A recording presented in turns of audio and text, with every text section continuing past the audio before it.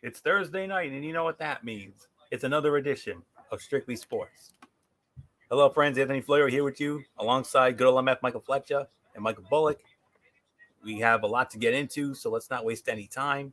The big story of the day, obviously, the release of the 2021-2022 NHL regular season schedule that came out a few hours ago as part of the Thursday night, or I should say the 6 p.m. Sports Center. And before I get into that, there are some notes that need to be addressed. The league plans to return to its normal October to April 82 game regular season, but this will depend on the status of COVID-19 restrictions across both Canada and the US. The league has targeted Tuesday, October 12th for opening night, and the league plans to hold the following outdoor games: the Winter Classic, featuring the Minnesota Wild hosting the St. Louis Blues at Target Field, originally scheduled for this year, but was postponed due to the pandemic. A Stadium Series game on February 26th of 2022 at Nissan Stadium in Nashville, Tennessee, with the Nashville Predators hosting the back-to-back Stanley Cup champion Tampa Bay Lightning. The postponed 2021 Stadium Series game was planned to be hosted by the Carolina Hurricanes at Carter Finley Stadium, home of the NC State football team, against an opponent yet to be announced. The Hurricanes asked the league to postpone their outdoor game for at least another season, with team president and general manager Don Waddle stating that they wanted to assure a safe environment. The CBA that the league and the NHLPA signed on July 10th of 2020 included a provision opening the possibility for the NHL to explore participation at the 2022 and 2026 Winter Olympics. By the end of June of this year, discussions were still ongoing with the IOC on sending players to the 2022 Beijing Olympics, particularly in regards to COVID-19 health protocols and insurance issues. Two working schedules were thus created that were not released to the public until tonight, one with an Olympics break and one without.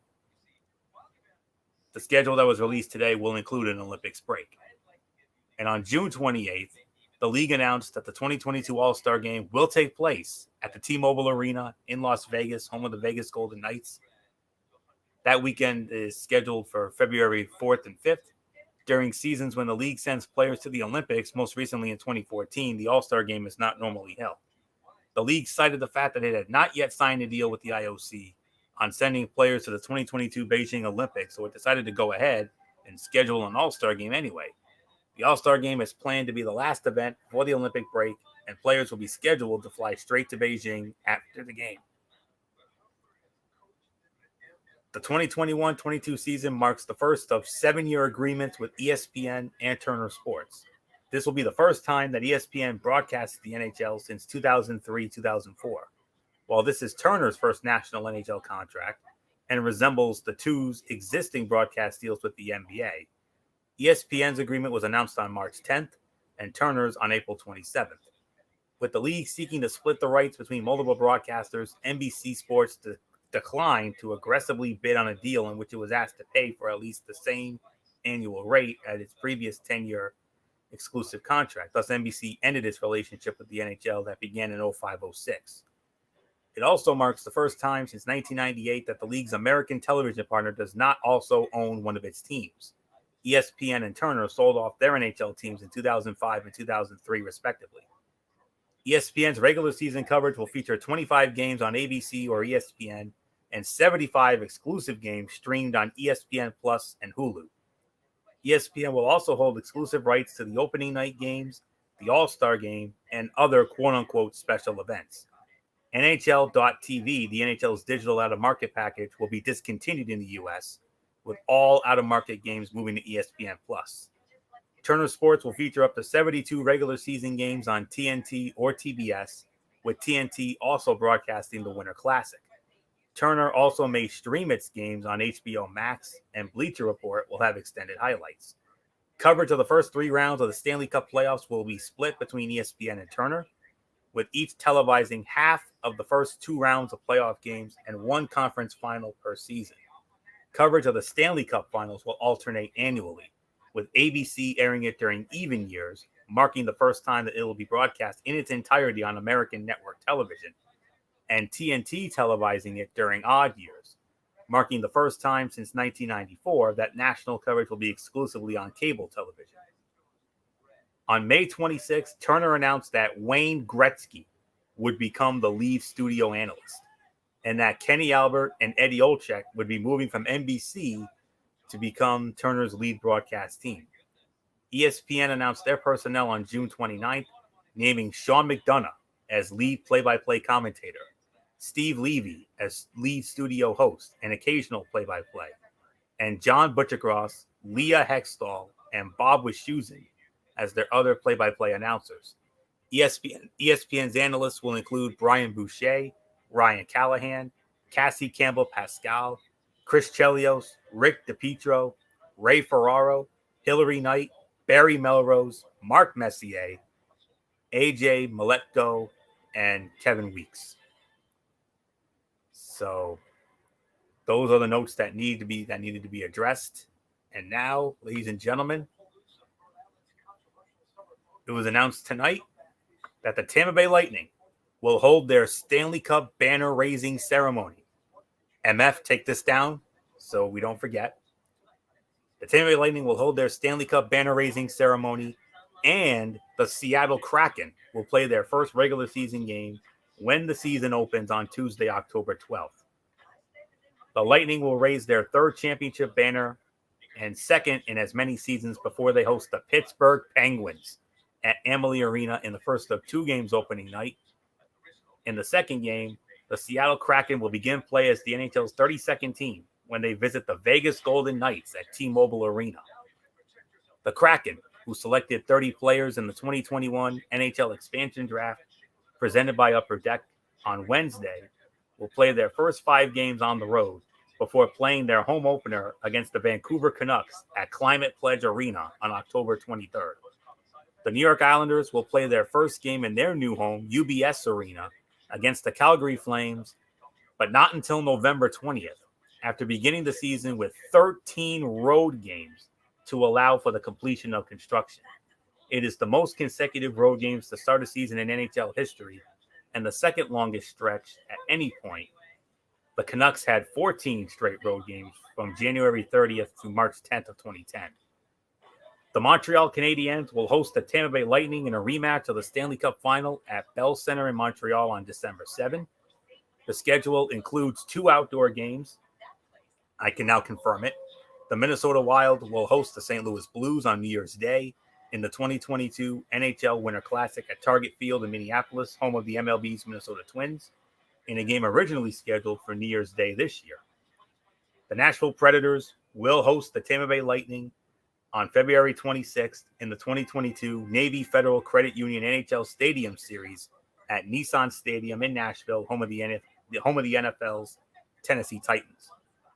And I can also confirm the Golden Knights will host the 2022 Honda NHL All-Star Weekend at T-Mobile Arena, featuring the 2022 NHL All-Star Skills Competition on February 4 and the 2022 Honda NHL All-Star Game on February the 5th.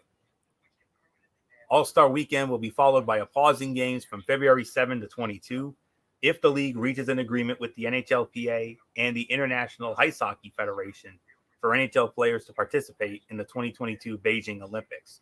Talks continue on outstanding issues, including securing appropriate COVID-19 insurance.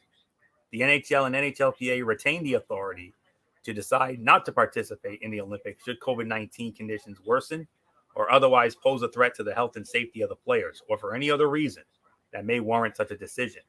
If NHL players don't participate, the league will release a revised schedule that, to the greatest extent possible, will adopt the dates and games from the schedule announced tonight. If NHL players participate in the Olympics, the regular season will resume February 23rd and conclude April 29th with 30 of the 32 teams in action.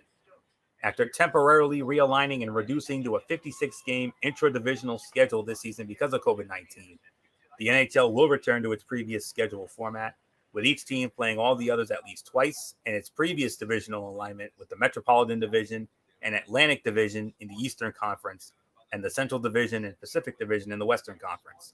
Each team will play 3 or 4 games against the 7 other teams in its division, 3 games against the 8 teams in the other division in its conference, and 2 games against the 16 teams from the other conference. So there you have that. And some must-see games, obviously. The ones that obviously stand out to me, of course, Pittsburgh and Tampa on opening night. Tampa was unable to celebrate its home opener in front of fans after winning the Cup in 2020, but are hoping things will be different this time around. Captain Steven Stamkos, defenseman Victor Hedman, and Andrei Vasilevsky, the goalie, host captain Sidney Crosby, and the Penguins as the Lightning embark on their quest to win the Stanley Cup for the third straight year. Seattle Kraken at the Vegas Golden Knights. The Kraken stocked their roster at the expansion draft, highlighted by selecting two-time Stanley Cup champion forward Yanni Gourde, defenseman Mark Giordano, and goalie Chris Driedger. They will play their first game against the NHL's second newest team, the Golden Knights, who have qualified for the Stanley Cup playoffs in each of their 4 seasons since entering the NHL in 2017. October 13th, the Montreal Canadiens at the Toronto Maple Leafs, rematch of the first round series that the Maple Leafs blew a 3-1 series lead and cemented their legacy as choke artists, sorry to say. October 14th, the Montreal Canadiens against the Buffalo Sabres could be the first NHL game for defenseman Owen Power, projected to be the number 1 pick in the NHL draft. And the 18-year-old, he scored 16 points in 26 games at the University of Michigan. October 23rd, the Seattle Kraken's home opener, and that'll be against the Vancouver Canucks. October 26th, another playoff rematch, the Vegas Golden Knights and the Colorado Avalanche. December 1st, the Pittsburgh Penguins against the Edmonton Oilers, Connor McDavid versus Sidney Crosby. Those guys have combined to win the Hart Trophy 4 times and the Art Ross Trophy 5 times, and they will also meet in Pittsburgh on April 26th. December 7th, of course, the Stanley Cup final rematch between Tampa Bay and Montreal. First of 3 games in that series. They'll then meet again 3 weeks after that on December 28th in Tampa. I don't know when the third one is, but I'll get into that as soon as I can. December 23rd, Seattle Kraken at the Calgary Flames. Mark Giordano returns to Calgary. He had spent 15 years with them, including the last 8 as team captain. 509 points, ranked second in games played, 949 in Flames history, only behind the great Jerome McGinley, who had 1,219. New Year's Day, obviously, the Winter Classic, St. Louis and Minnesota, Target Field. January 6th of 2022, the New York Rangers at the Vegas Golden Knights. Coach Gerard Gallant returns to Vegas to coach against the Golden Knights after he was fired January 15 of 2020. You remember he went 118, 75, and 20 in 3 years, including, all of them were playoff years, including that surprise run to the Stanley Cup final in their first year. February 26th, Tampa Bay and Nashville, the Stadium Series game in Nashville. March 3rd, 2022, and my final standout game, March 3rd of 2022, the Edmonton Oilers and the Chicago Blackhawks. Duncan Keith makes his return to Chicago. So, because as you all know, just recently, Duncan Keith was traded to the Edmonton Oilers about 10 days ago. Of course, you remember he was a part of all 3 of those Stanley Cup championship teams in Chicago, 2010, 13, and 15, and was the 2015 Conn Smythe Trophy winner as a Stanley Cup playoff MVP. And he is second in Blackhawks history in games, 6th in assists, and 10th in points. So we'll see how the Madhouse welcomes back Duncan Keith as an Edmonton Oiler on March 3rd of 2022. So those are the games that stand out to me from a professional standpoint. Obviously, from a personal standpoint, I would be talking about, of course, the New York Rangers, obviously, and I'll tell you, the ones that really stand out, obviously, would be the Buddy Bowls, the Buddy Bowls with myself and MF and the Rangers going up against Michael Bullock, Derek Ferreira, and the Boston Bruins. The first one will be on November 26th in Boston. And then after that, we don't see each other again until, oh boy, I think it probably will be sometime in April, I would imagine. Yes, April. Uh, we're only going to be meeting 3 times. The first is November 26th, right around Thanksgiving time. I do believe that's the day after Thanksgiving, I think. Black Friday, I think. And then April 23rd and 24th. April 23rd is at Boston, and April 24th will be at Madison Square Garden. It's a back-to-back. So those are the standout games, when it comes to the Boston Bruins. We see the Seattle Kraken on Halloween.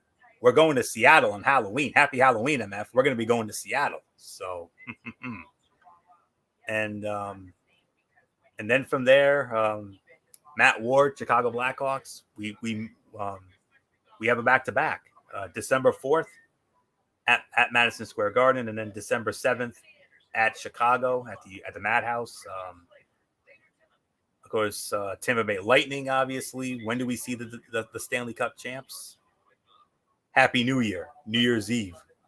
Oh boy, that's going to be fun there. And then January 2nd, part of a back-to-back. And then we see them again March 19th. And I do believe that's all. So, of course, those are the standout games. And, of course, our first game will be against the Washington Capitals, and that'll also be the first game on TNT. So that's going to be the very first game on the TNT schedule. And, I mean, if we had the time, I would go further in, but we don't have that kind of time. We need to get going. So yeah, those are the games that stand out to me personally and professionally. So there isn't more to say. Bring in the Gary Thorne to my Bill Clement and the Doc Emmerich to my Eddie Olczyk, and that's good old MF Michael Fletcher. And Doc, you see this, you've seen this, you saw the schedule, and not just our Rangers schedule, but the professional schedule. So what stands out to you? Well, obviously, Anthony, when you talk about those type of schedules, obviously the big night, opening night, when you start with the Stanley Cup champions, the Tampa Bay Lightning, that's also a big one. Of course, you talked about the Seattle Kraken, their home opener on October 23rd against Vancouver. Then November 20th, the Islanders starting their game, the Stanley Cup final rematch, no doubt about it. But also, and for all you original six fans out there or the rivalry fans, you got to talk about Chicago and Detroit getting it on. First on the 24th in Chicago, then January 26th at Detroit. Then, of course, Detroit and the Maple Leafs, October 30th in Toronto. Then Toronto gets it. Then the second battle is January 29th, February 26th back in Toronto, April 26th in Detroit. Of course, come in, one of the biggest rivalries in hockey and has really developed into a bubbling rivalry, the Toronto Maple Leafs and the Boston Bruins. I know Bullock is going to think like, ha, here we go again. We get the Maple Leafs, or because of the fact that I know Toronto is just like, oh, great, the Bruins, because of the fact of the past history that they've had where they've how can I say this without getting in trouble? How they ended up choking in the Stanley Cup playoffs, not once, but twice. And of course, you can allude to what happened this past year with Toronto choking a 3-1 lead on Montreal. So, I mean, you got that. Of course, the biggest rivalry in hockey, the Canadiens and the Bruins. I know Michael Bullock is circling that with blood red because of the fact of the utter hatred that he's got for Montreal. So they got 4 battles coming up. Minnesota and Chicago. That's starting to come a pretty nasty rivalry between them two getting it on. So I think that there's 4 matches on that. I think it's going to be very interesting. St. Louis, Chicago, Matt Ward, you already know the war between the Blues and the Blackhawks. There's no love there. The Capitals and Tampa, they got 3 times that they're going to meet. And, of course, Anthony, what is there not to say? New York and Montreal, there's a little rivalry between us two. So, I mean, there's no love between us either. So, I mean, let's just say, man, there is a lot of good hockey coming up this upcoming season. Obviously, you started off on ESPN, a jump off for them with some really good games, to say the very least. You know, you started off, like you said, with the Stanley Cup champion, the Lightning, against Sidney Crosby and Kaiser Viesh's favorite player, according to her future husband, Sidney Crosby. Yeah, I know, roll the eyes like, ah. And then you got the Seattle Krakens starting their new adventure, going up against the Vegas Golden Knights. And think about that. The 2 last expansion teams are going to go at it on opening night. Hockey gods, thank you. We love you. There's really nothing more to add, Anthony. Mike Bullock, it's yours. What, especially for you as a Bruins fan, how are you feeling about your Bruins and the schedule that they got? It looks like you got Dallas on opening night. You got the Dallas Stars to jump out. Yeah, I mean, like you said, I mean, the schedule I think looks good here. I mean, obviously you got the traditional matches that we got, obviously with the Canadiens and of course the New York Rangers. And yeah, I mean, I think we got the Stanley Cup champs this upcoming season, so it's going to be interesting to see how they do against the now back-to-back Stanley Cup champs. And yeah, I mean, we got Dallas to basically open up the season. So yeah, I mean, the schedule I think looks good. I mean, how we do from that, we're just gonna have to wait and see, depending on what on the kind of team that we have. Especially now, all signs are pointing towards Taylor Hall coming back to the Boston Bruins. So we'll just have to wait and see. But I like the schedule. I mean, but yeah, outside of it, I mean, the Seattle Kraken against the Vegas Golden Knights, the battle of the last 2 expansion teams, and I can't wait to see the Kraken's first official home game and their first game as an expansion team. And of course, Pittsburgh and Tampa Bay, of course, officially opening up the NHL season, of course, with the raising of the banner. So I think it should be a pretty good season, guys.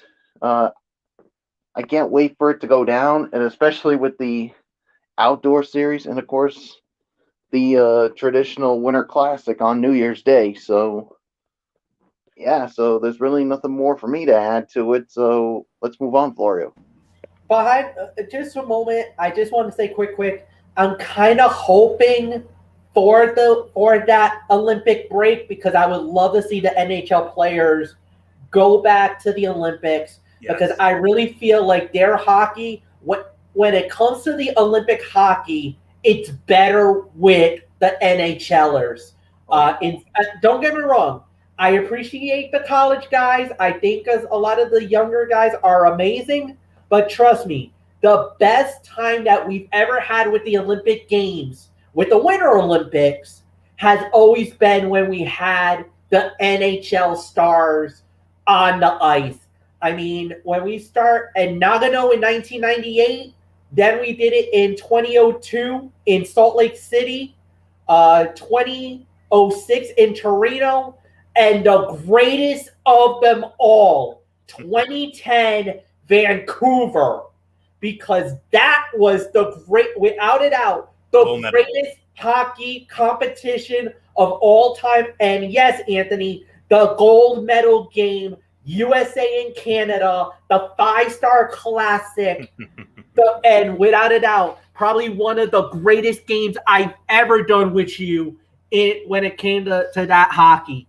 And to this day, MF, I have never, ever, over the last 11 years, 11 and a half or so years since that game went down, I have never, ever forgotten those 3 little words that you said in that game that always stood out to me.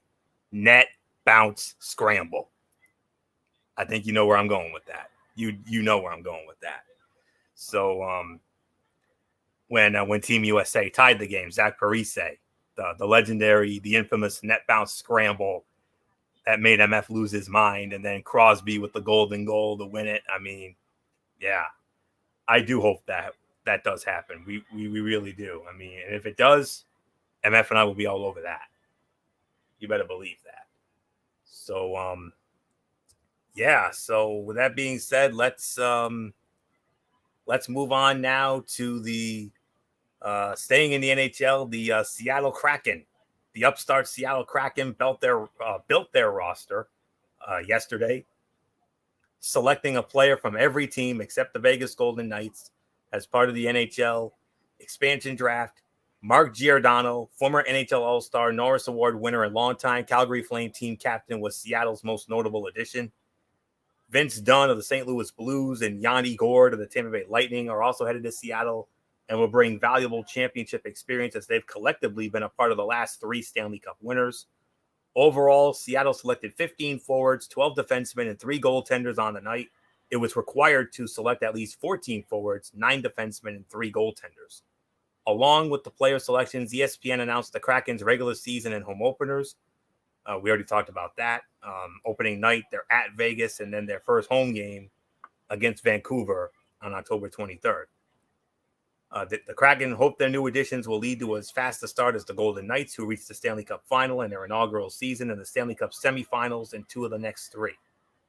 So, in no particular order, they selected Jeremy Lauzon from the Boston Bruins, William Borgen of the Buffalo Sabres, Dennis Kalowski of the Detroit Red Wings, Chris Driedger from the Florida Panthers, Cale Fleury from the Montreal Canadiens, Joey Daccord of the Ottawa Senators, Yanni Gourde of the back-to-back Stanley Cup champion Tampa Bay Lightning, Jared McCann from the Toronto Maple Leafs, Morgan Geekie of the Carolina Hurricanes, Gavin Bayreuther, Columbus Blue Jackets, Nathan Bastian, New Jersey Devils, Jordan Eberle of the New York Islanders, Colin Blackwell of the New York Rangers, Carson Twarynski, Philadelphia Flyers, Brandon Tanev for the Pittsburgh Penguins, Vitek Vanacek from the Washington Capitals, Tyler Pitlick of the Arizona Coyotes, John Quenneville, Chicago Blackhawks, Jonas Donskoy from the Colorado Avalanche, Jamie Oleksiak of the Dallas Stars, Carson Soucy of the Minnesota Wild,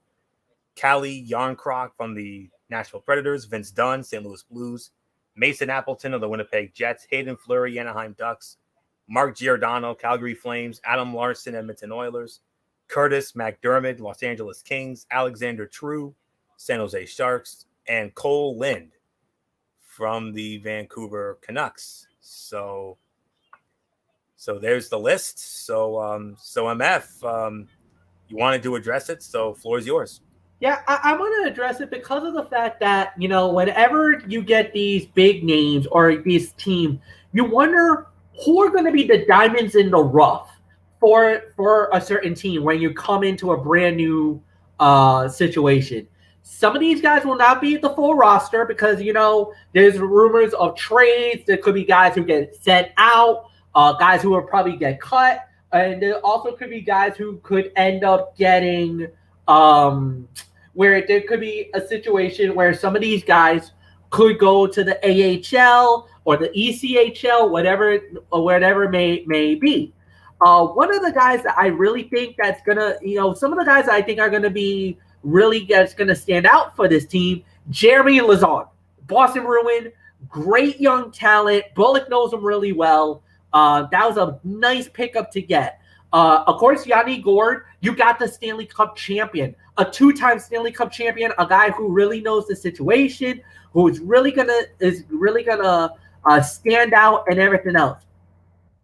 One big surprise, I think, out of all of this was Morgan Geekie. I think he was the one that I think a lot of people didn't think Seattle was going to grab. You know, there was a couple of other guys. I honestly thought they were going to go after Sebastian Aho, but I think Aho was protected. So I don't think you would have gotten him. Nathan Bashir from New Jersey was a nice little pickup. Jordan Eberle, that was a great pickup.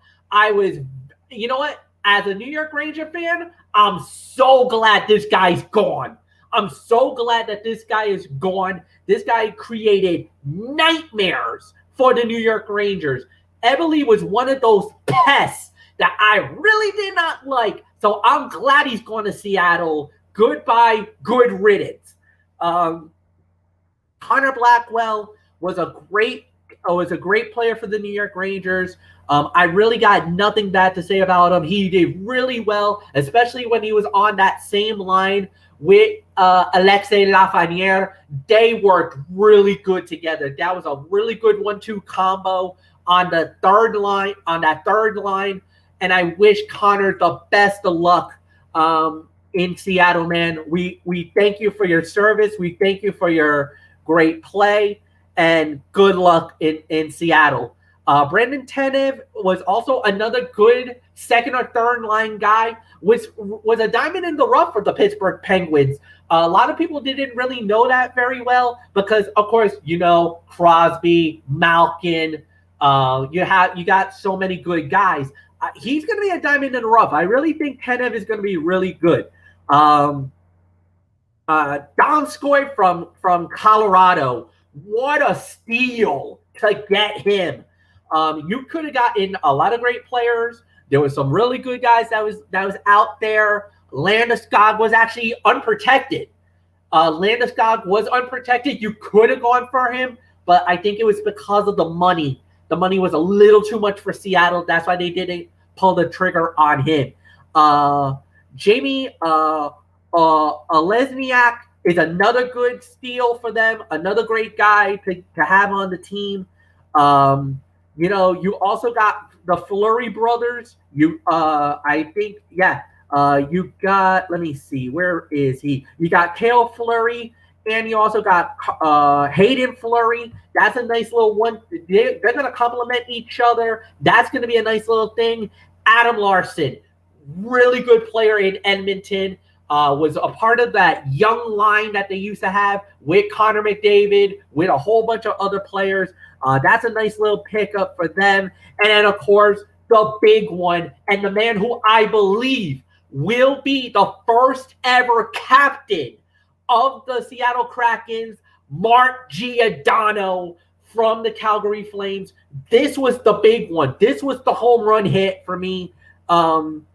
He is the veteran presence that you're going to need on the team. He's going to be the one to reel in all these knuckleheads, these young guys. And I really believe that this was, without a doubt, the best guy to have. I think Eberle will be an alternate captain. And then the third guy, I could actually see maybe as far as the third guy, as maybe Nathan Basham from New Jersey, or even Donskoy could probably be an alternate captain for Seattle. So I mean, they got themselves a decent roster, but obviously it's not like Vegas. It's not the Vegas Golden Knights. There's not that a lot of star power here. It's really a really young team that needs to find an identity. I think they will. I just don't see them making Stanley Cup final like Vegas did, that came out of nowhere, who had an axe to grind. No, I think this time around, you kind of noticed how a lot of the teams kind of played it a little more closer to the vest, that they didn't want to have another Vegas situation like that. So, I mean, there were some players that were good, but there's also going to be some moving and shaking around that's going to happen between now and draft night, which is, oh, by the way, tomorrow night. So you got that going on. So I think what you're going to see is Seattle. You're going to see some moves around. They got the number 2 overall pick. That's great for them. So they're going to get a really good quality rookie coming out. And then from there, you just got to put the pieces together. Put some more guys up. You see if you can fit around. I know there was a trade already. One of the guys, I think it was, I'm trying to think. I think I heard it was Pitlick. Yeah, Tyler Pitlick got traded away already. So he's not even a member of Seattle anymore. He got traded, I think, to Calgary for draft picks. So obviously what you want to do is you want to stockpile that, get more draft picks, set them up, and then from there, keep your eyes peeled. I think there's going to be some more trades coming from Seattle where they're going to look for depth, look for some good players, and maybe they make a splash or two, but we'll wait and see what happens with them. But at the end of the day, this was actually a nice draft for them. I know a lot of people's panning them. I know a lot of people were poo-pooing on Seattle, saying, they should have gotten better quality. But trust me, you want to work your way up and build the roster the right way. And look, you got Ron Francis, who's a very good GM. I think they're going to be in good hands. Don't expect them to make a cup run like Seattle, like Vegas did this upcoming year, but I would say this is a team that at least has the building blocks that can at least help them create and become a really good NHL team down the line. So I got really nothing more to say. Mike, if you want to take a spin for it, go right ahead. If you don't, then we can toss it right back to Anthony. Yeah, I think it was a good enough expansion draft for the Seattle Kraken. Like you said, with getting Mark Giordano and of course Jeremy Lauzon, of course from the Bruins. You got the Fleury brothers, so yeah, and then of course they still got the draft tomorrow night. So yeah, I mean, I don't think they're gonna have the same run like we saw with the Vegas Golden Knights. Which, let's be quite honest, boys, we were all caught by surprise with this Vegas Golden Knights team. We were thinking going into that season that they were just gonna be a last place team. Oh no, they caught the entire NHL world by storm when they made it to the Stanley Cup Finals in their first year as a franchise. I mean, that to me is one of the greatest stories in the history of the NHL. I mean, just by that, and they certainly won the respect of so many people in the NHL, and they certainly won the respect of the three of us here. So I don't think the Seattle Kraken's going to have the same run, but I think it's going to take some time for them. So I really got nothing more to say. I toss it to you, Florio. Yeah. Great selections. I mean, MF pretty much said everything there was to say on that. I mean, Giordano obviously was the most notable addition, no doubt about it. And yep, it's gonna be great to see it. I mean, I know there's a lot of people who have wanted to see the NBA return to Seattle, the Supersonics, but this is the closest thing they're gonna get with the Kraken in the NHL. So yeah, there are notable selections. MF ran them all down. Of course, Giordano's the big one, obviously. The dark horse for me is Donskoy. I mean, Donskoy had a great postseason for Colorado for as long as they were around before they lost in the second round to Vegas. And yeah, and of course, Yanni Gourde from the champion Lightning. I mean, that's a big addition for them as well. And it sucks we had to lose one of our guys, but Blackwell wasn't, one of the biggest draws, obviously. I'm glad we didn't lose one of our big guns. That would have hurt. But Lazan going from Boston. I know Bullock was sad to lose him, but just like Blackwell, not really a huge name, but we're just gonna have to wait and see. And stranger things have happened. You remember, like we've been saying, Vegas went to the final in their first year, so just gonna have to wait and see. So with all that being said, let's move on to our next story. And that is the big trade that went down in Major League Baseball. Yes, there was a big trade, but we want to save that for next week's show so we have some content at least. Josh Peterson, the Atlanta Braves acquired outfielder Josh Peterson from the Chicago Cubs for minor league first baseman Bryce Ball. The teams announced last Thursday. Peterson had 11 home runs and a .718 OPS in 73 games for the Cubs after signing a one-year, $4.5 million deal that included a $10 million mutual option and a $2.5 million buyout. The deal came just days after Braves star Ronald Acuna Jr. tore the ACL in his right knee, thus ending his season. Atlanta began the second half of the season 4 games behind the first-place New York Mets in the NL East and a game under .500. They've dealt with an inordinate amount of injuries throughout the first half. Acuna is just the latest. And so with that being said, Michael Bullock, Josh Peterson traded from the Cubs to the Atlanta Braves. What says you?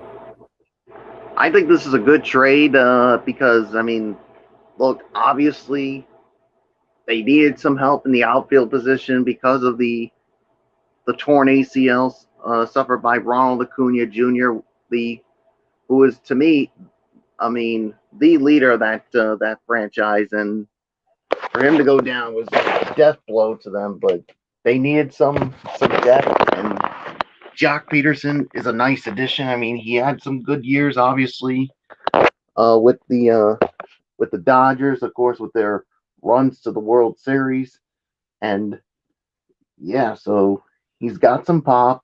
So it won't completely make up the offense that Ronald Acuna Jr. brings, but I think he'll definitely help them offensively a little bit. So yeah, so I really like this trade. I think this will really help them in the outfield.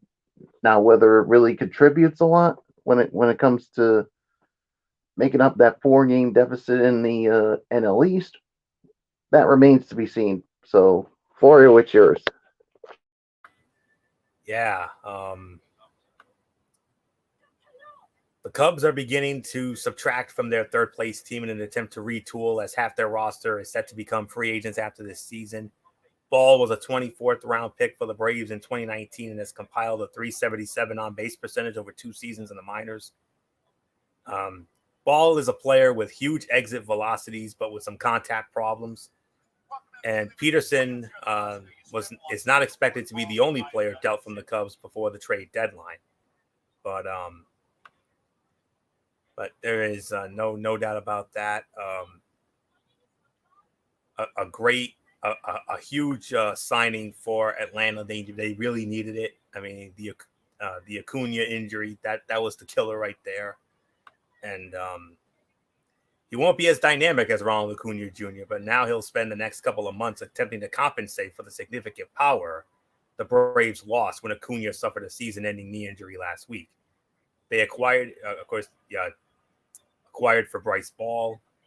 Acquisition of a power-hitting veteran outfielder completed 5 days after Acuna tore his right ACL.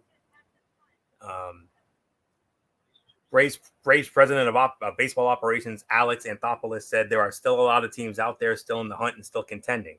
If there's things out there we can add, we'll look to do it. I know we've had our challenges, but I think everyone in our division has. So this one made sense for us, and we jumped on it.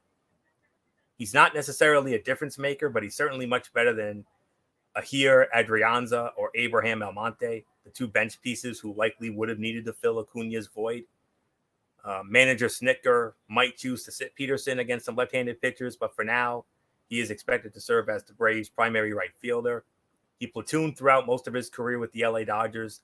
Against lefties this year with the Cubs, he had .271 with 0 homers, a .687 OPS, and a 25.8% strikeout rate in 66 plate appearances. In 218 plate appearances against right-handers this season, Peterson has hit 218 with 11 homers, a 727 OPS, and a 25.8% strikeout rate. He had a career-best 36 homers in 2019 and then produced a respectable rate of 17.3 at-bats per home run during last year's shortened season. There seemed to be some mutual interest as the Braves pursued the upbeat and likable outfielder this winter, but he ended up signing a one-year, $7 million deal with the Cubs. Anthopoulos had a chance to be around Peterson while working in the Dodgers front office during the 2016 and 2017 seasons. High-energy guy, great clubhouse guy who comes in with a smile on his face every day, someone who, if he gets hot, he can carry you. He hasn't really had that hot streak yet, but he's certainly capable of doing that. He's still young, and his raw power is as good as you're going to find. The deal includes a $4.5 million base salary for this year and a $10 million mutual option that includes a $2.5 million buy rate for the 2022 year. So unless he impresses enough to influence exercising his option, this deal will cost the Braves approximately $4.3 million in prorated salary in the buyout. That's a price this team was willing to make as it enters the second half without Acuna and just 4 games behind the first place Mets in the NL East. And he went on, and then Anthopoulos went on to say, our focus right now is as banged up as we've been. If we can add where it makes sense, we'll certainly look to do it. Every game counts. I think anytime we can strengthen the ball club, we're going to look to do it. And good old MF Michael Fletcher, you being the Atlanta Brave super fan here, I know you agree with those sentiments as I give it to you. Absolutely, no doubt about it. We needed to make a deal. We needed to make the trade, and this was the one that we had to do. This was a good move by Atlanta to get, and I was very happy with this, with everything that went down up to this point. This had to be done. I just feel like without this move being done, I just don't know how far we would have gone. But I will say this, that at the end of the day, the necessary deals had to be done and necessary trades this was as good as you could have done if you're an Atlanta Braves. And, like you said, the Ronald Acuna injury really hurted us. And it actually is still affecting us still to this very day. So at the end of the day, we had to do it. I'm glad that we pulled the trigger on it, and I'm glad that we did make the trade and get what we needed to get.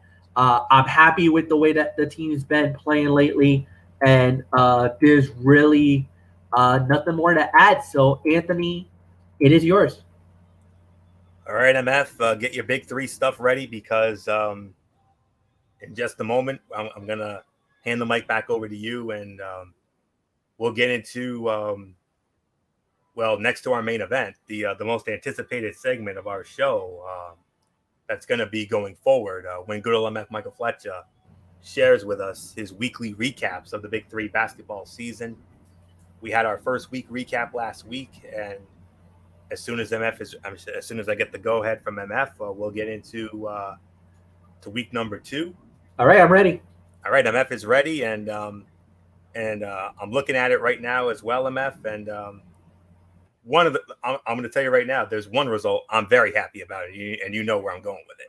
Yeah, no doubt about it. But we're going to start it off with the team that won it all in season 1, the Trilogy. They went up against the 3-headed monster. Trilogy wins the game 50-43. It was led once again. Well, this time you had 3 guys standing out on this one. This wasn't as incredible as the first game was. Isaiah Briscoe with 13 points and 5 rebounds, 2 assists in the win as well. You had James White with 12 points and 2 rebounds. And Jared Jack also had a big game with 10 points for the 3-headed monster. It was all about Kevin Murphy, 25 points in the game. Unfortunately, in a losing effort, and Trilogy is now 2-0 in the Big 3 this season. The game of the day, and without a doubt, the game of the week so far in the Big 3 was the battle of the 2 former champions going at it. as it was the reigning champion triplets going up against the 2018 champions Power. The triplets won it 50-47, and in the losing effort, it was Cuttino Mowgli. Incredible game that he had. 22 points with 6 rebounds and an assist. 2 3-point bombs. Joel Alexander with 12 points and 8 rebounds, 4 assists. Royce White had 8 points in a losing effort. But for the triplets, it was all about Joe Johnson. 34 points, 9 rebounds, 4 assists, 3 steals. An unbelievable performance by the reigning MVP of the Big Three, and he absolutely tore the house down in Vegas. No doubt about it. Incredible performance. Then we go into game number 3. That was on Saturday. As this was a trilogy. Well, actually, wait, hold on. Yeah, wrong team, wrong games. Okay. So week 2, and it was, well, this is Anthony's beloved team, Three's Company. They were going up against the Killer Threes. Three's Company gets the win. So yeah, come on knocking on the door. They were definitely waiting for the Killer Threes. Three's Company led by Jeremy Pargo with 22 points, 4 rebounds, 5 assists.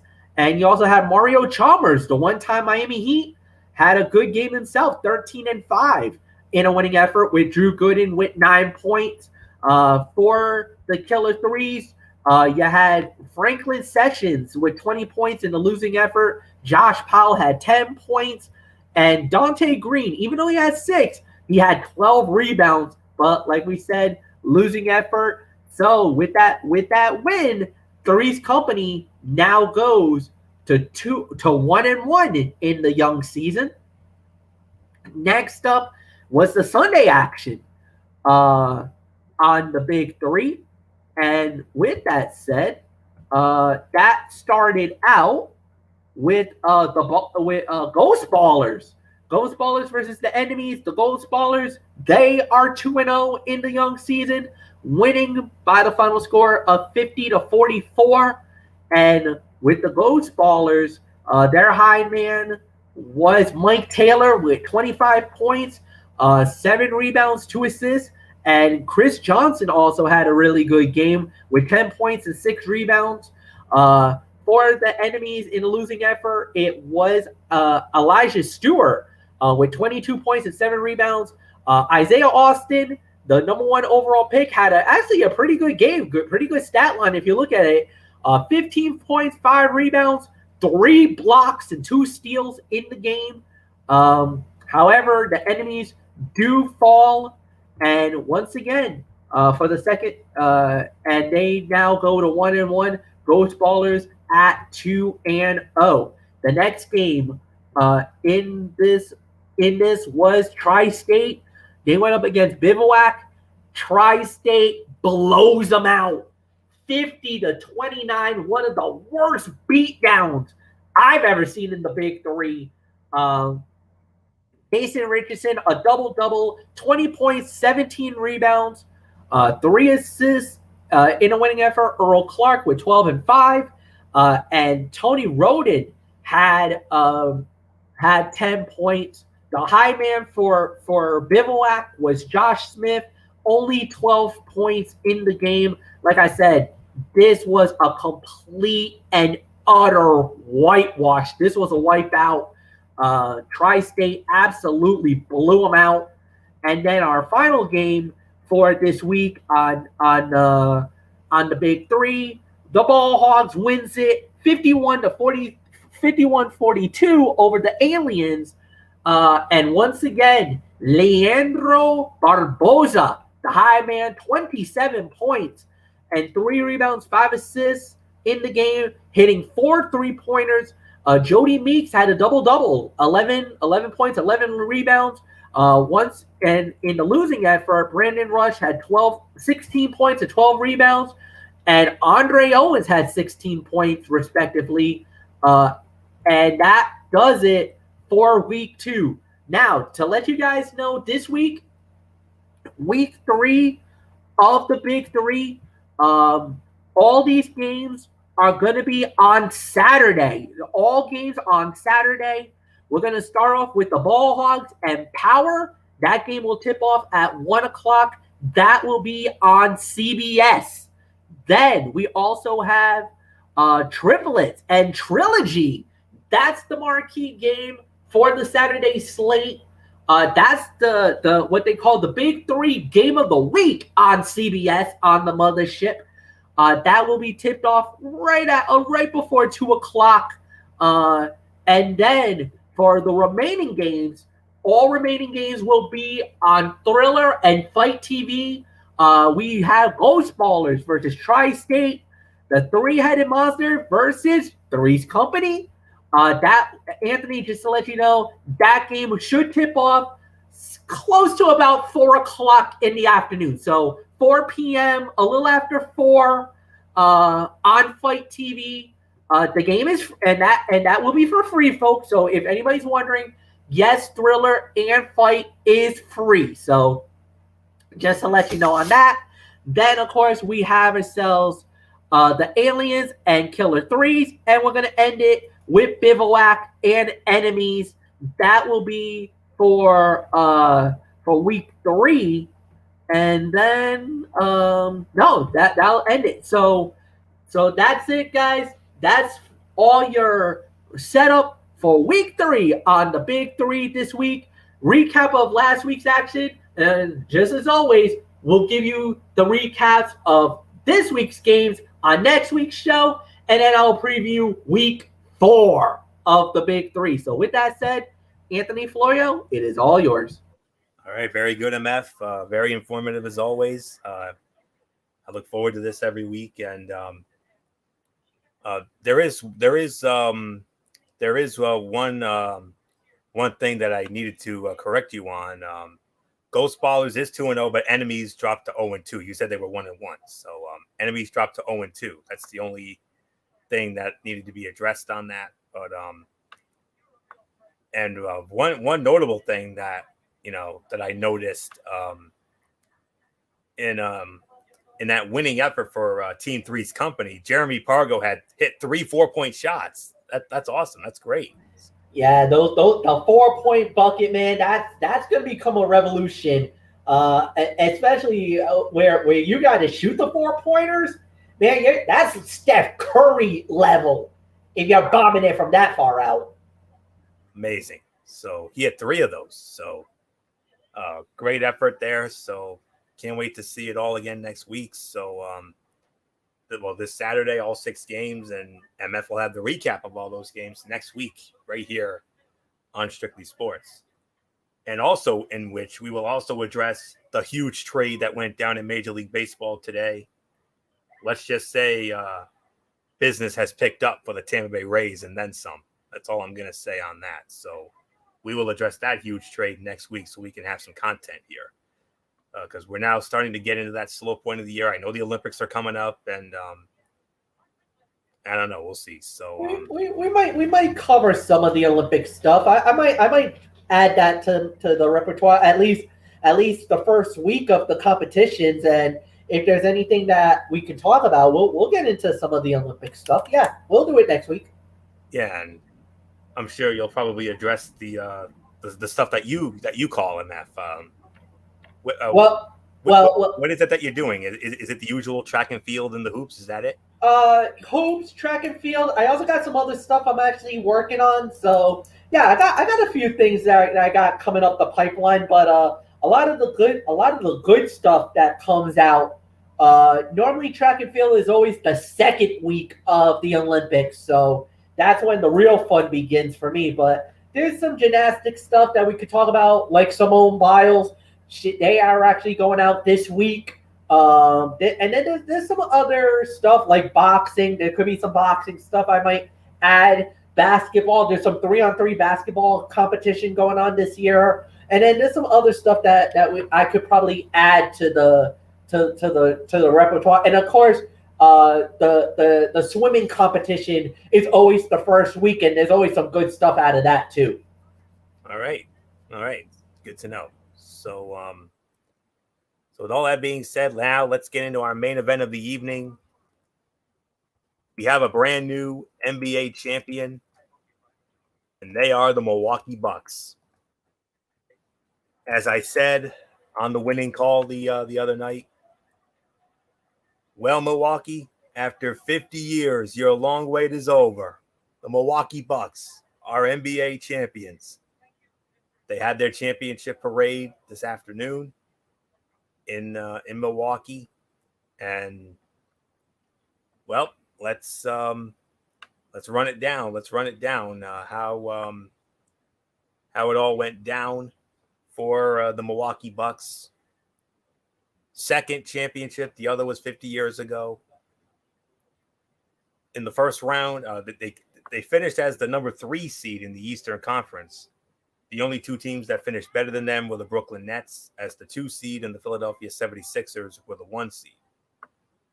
In the first round, the Milwaukee Bucks, with a clean 4-0 sweep of the Miami Heat, revenge from last year in the bubble. Second round, it was the series of these playoffs. It was the hands down the best and most exciting series against the Brooklyn Nets. Shakespearean drama. And the Milwaukee Bucks came back after losing the first 2 games on the road in Brooklyn, and they came back all the way to win the series in 7 games. And then they defeated the number 5 seed, the upstart Atlanta Hawks, in 6 games in the Eastern Conference Finals.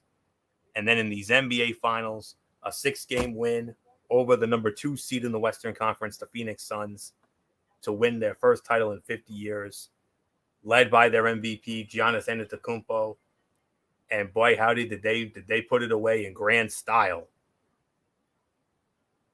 The Greek Freak had 50 points. He had 50 points in Game 6 to lead the way for the Milwaukee Bucks. And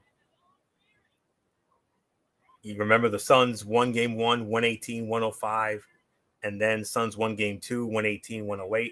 They were up 2-0, and then it was all Milwaukee after that. A 120-100 win in Game 3. A 109-103 win in Game 4. Of course, the game of the series was Game 5 on that Saturday night. Milwaukee winning 123-119. That insane alley-oop to Giannis that sealed it for him. That was the play that pretty much won the title for them. And then 105-98 in Game 6. And, I mean, what else is there to say? I mean, congratulations to the Milwaukee Bucks. Second title. And I mean, what else is there to say? I mean, Giannis Antetokounmpo was the star, obviously, and man, 50 to. I mean, what else is there for me to say? I mean, it was an amazing playoff as always, and I mean, now the Milwaukee Bucks, you know, they had those playoff disappointments in the previous few years, but they finally got over the hump and they finally got it done. They brought it home, and what else is there to say? I mean, congratulations to Milwaukee, 50 years.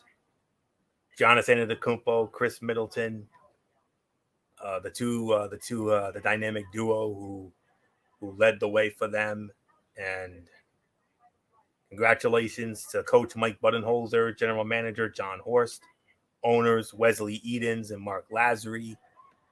And I mean, 46-26 record, 26-10 at home, 20-16 on the road. And they got it all done. And they got Pat Connaughton in free agency on November 24. And they made a lot of big moves, and it finally paid off. They brought it home. Drew Holiday, the other big acquisition, and man, first 3 games were duds, but the last 3 games 4, 5, and 6, were all very exciting. Of course, I think Game 5 was the most exciting, but man, oh man, what a final! And you feel for Chris Paul. I mean, here's a guy who's been around for a long time, 16 years. A lot of us thought this was going to be his year, but he'll have to wait till next year again. And that team is certainly good enough to get back there again next year. I fully believe it. And Milwaukee, well, sky's the limit for them. I mean, they've waited a long time for this moment. In their last title, they had a two-headed monster of their own. 2 of the all-time greats, Kareem Abdul-Jabbar and Oscar Robertson.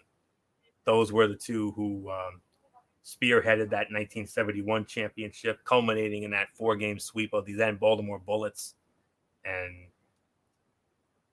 But this team, man, I mean, if they keep all these guys together, this could be they're going to be in the conversation next year. And the odds have already come out, and believe it or not, they came in at number 3.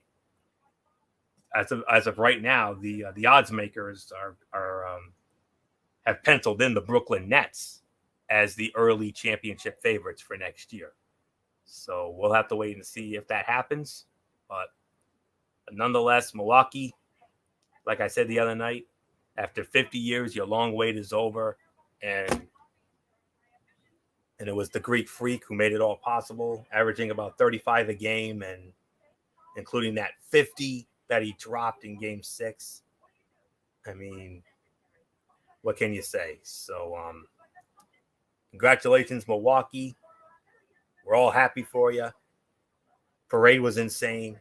So, we'll see what happens next year. So, not much more to say. MF, like I said, the first 3 games were duds, but games 4, 5, and 6, but especially Game 5, all excitement. Yeah, no doubt about it. This NBA Finals really hit. As a matter of fact, the clinching game of the NBA Finals, which was Game 6, gave ABC one of the highest ratings it's got ever. 16.6 million people watched Game 6 of the NBA Finals, which, oh, by the way, was 50% higher than it was a year ago. That's how good the NBA Finals were this year. To see that kind of numbers, and especially with those 2 teams, that's remarkable. That's shocking good. ABC, applaud yourselves. NBA, you outdid yourselves on this one. Very good NBA Finals. A lot of people didn't have much hope about it going in. A lot of people thought that it was going to be Phoenix, easy. And Milwaukee said, nope, we were not going to be denied. We waited 50 years for this moment. And now Giannis went from being just a good NBA player to now probably being the best player in the world right now. He's such a humility guy. He's such a good guy. He could have left Milwaukee years ago. And a lot of people were asking him to get out of Milwaukee, that you weren't going to win a title there, that you got to go somewhere else, make a super team or anything else. And he's like, no, I love this city. I want to be in this city. I want to work with this. And what Milwaukee did was they gave him Drew Holiday and Chris Middleton, and together, these 3 men carried this team to the NBA title. That's an incredible story, a remarkable story, because Chris Middleton took just as long as a wait. It almost was reminiscent of when the Washington Capitals won the Stanley Cup. Giannis waited 7 years for the title. Chris Middleton was about 5 or 6 years. He was about the same amount of time it took him to get to the NBA title, and he was with Milwaukee for a very long time before they finally put it all together. So you don't need a super team in the NBA to win the NBA championship. If you got the right team with some hard work, some elbow grease, and some heart and guts and everything like that, this is one of those type of good stories. This is one of those stories that makes you feel good inside because of the fact of what they did, how they did it, how they got there. For me, I'm happy that Milwaukee won the title. They were one of those underrated teams. A lot of people didn't really give them that much of a chance, even though they were a 2 seed. Actually, they were in like the top 4. I think they were like number 3 overall, Anthony, going into the NBA Finals. Milwaukee was the number 3 seed in the East. Yeah. So I mean, think about that. You had Philly at 1, you had Brooklyn at 2. Everybody thought it was going to be them 2, and Milwaukee was the one that got out of it. They were the one that got all the way to the final, and they won the East. And then a lot of people were like, "Oh no, they're not going to beat Phoenix." Phoenix was the hottest team out there. You know, they dumped out the LA Lakers. That was LeBron and Anthony Davis. They dumped them in 5 in the first round. Like they manhandled them. So they dumped them out, and then you're thinking, it's Phoenix. Phoenix is going to win the title. Phoenix is the best team.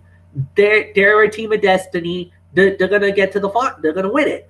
First 2 games, it looked like it was going to be Phoenix. And I even said, if Milwaukee does not win if they don't win this game, it's over. Milwaukee's not winning the series. Not only do they win it, they gentlemen swept them 4 in a row. That was a gentleman sweep, ladies and gentlemen. That's what we call it. So, I mean, that is unbelievable what Milwaukee did. Giannis took the reins, put it on the back, and brought him this NBA championship. He brought him to the dance and got him to the finish line. And that's why they are the NBA world champions. And it was well deserved, great moment, great honor, and a great team to get to where they are. Think about it. Mike Budenholzer was the head coach at one time of the Atlanta Hawks, and a lot of people thought, he's a good coach, but he'll never get to the promised land. He's good, but he'll never get him over the hump. He got him over. Giannis finally got his ring. 7 years in the league, and now he's a world champion. Think about this. And this really hit home for me. 7 years in the league, and this is his first NBA title. Michael Jordan, when he won his first NBA championship, was his 7th year in the league. It took LeBron James 9 years before he hoisted the Larry O'Brien Trophy the first time with the Miami Heat. I think if they keep this team together, and I really mean it, I think Giannis can win multiple NBA titles. He's already erected an array of stuff. Defensive Player of the Year, a 2-time MVP already. He, All-Star multiple years, All-Star MVP, NBA World Champion, and Finals MVP. And he's only 7 years in the league. Not bad for a guy from Athens, Greece. And everything else that he's done. Okay, let me give you a funny ha-ha story, and you guys are going to laugh your ass off on this one. So, yesterday, I'm checking out, and, it's on Instagram, and Giannis is on Instagram. He had both the trophies, the Larry O'Brien and the MVP. He was going to a Chick-fil-A, boys. He was in a drive-thru at Chick-fil-A in Milwaukee trying to get food. And the funny thing is his, I guess, I don't know if it's his girlfriend or his fiance. I don't know who she is, but he's like, I'm in a dream. He's like, you know what? I'm supposed to be in Vegas right now. I'm supposed to be in Las Vegas, partying, everything else. I'm at a Chick-fil-A right now. And you hear her, and you hear a laugh, and I think this was his girlfriend or his fiance. I don't know the relation. And she's like, and you got both trophies. And he's like, yeah. I got both my championship trophies. I got the Larry O'Brien and I got the MVP because I don't want to wake up and see this is all a dream. I want to be here right now with these things and know that this is real. You can pinch me right now because I want to feel that this is real. And this is one of those moments, and it's very reminiscent. And I'm going to say this, it's almost reminiscent of when Alexander Ovechkin won the Stanley Cup the first time. And actually the only time he's ever won the Stanley Cup. You get that feeling that you cannot believe this actually happened, and you don't think that it's real. But it is. This is reality, Giannis. You are an NBA champion. And in many people's minds right now, you are the best basketball player in the world.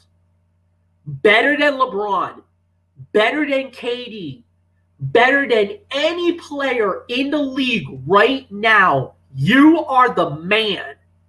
He who has the gold has all the power. You have the gold, my man. You have it all in your hands. Congratulations. Well done. Michael Bullock, it is all yours, my brother.